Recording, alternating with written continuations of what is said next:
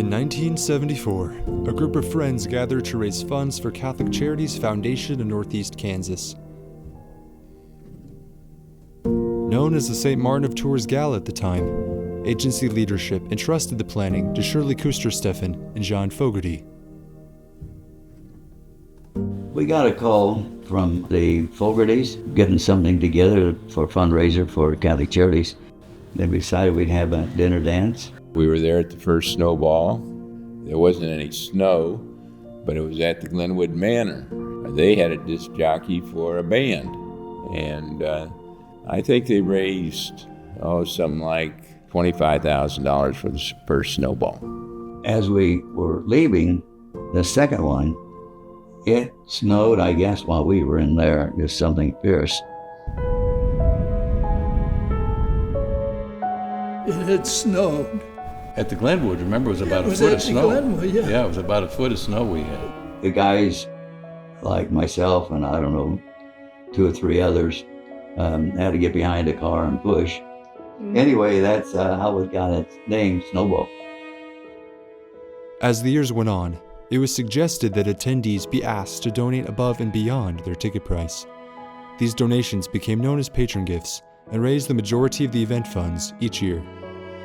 And in 1991, Tom Schugel and Jim Fitzpatrick thought it would be a good idea to start a patrons committee.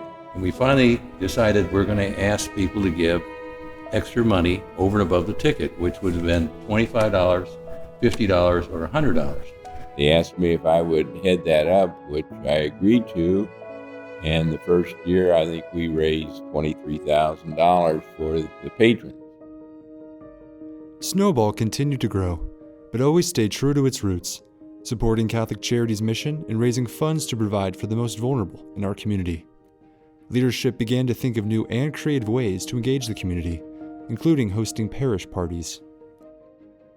We were approached by Catholic Charities at the time, over 20 years ago. We were young, and they asked us to kind of reach out to some of our friends and see if they would want to donate money towards Catholic Charities. And being young and just starting our family, we didn't have a lot of extra money, and neither did most of our friends. So we decided, talking with each other, that it'd be more fun to have a party. And then while they're at the party, kind of explain Catholic Charities and see if they wanted to then contribute. We learned pretty quickly after the first or second party that this was really going to work. For many families, Snowball is a multi-generational celebration. Well, what it makes me feel good is to see the young people do it, the next generation. You know, I think of the Tiens and the Wilkersons and the Foleys and people that were of our generation. Their kids are there now. And the Snowball, it's family tables. It isn't just individual tables, it's families getting together. My parents have been going to Snowball for 38 plus years. Their first 2 years going, they had moved back to Kansas City and were at St. Agnes at the time.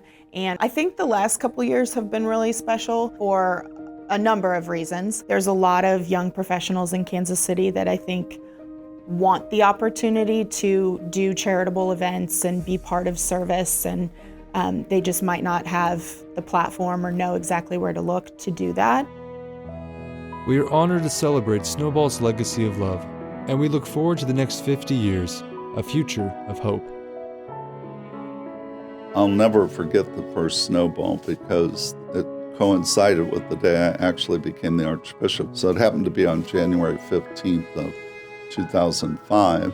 Snowball didn't get to what it was today overnight, but it took these 50 years really to build up this, what has become a great tradition in the Kansas City community, not just the Catholic community, but in the whole community. Thank you for being part of our Snowball milestone. We are incredibly grateful for your continued love and generosity.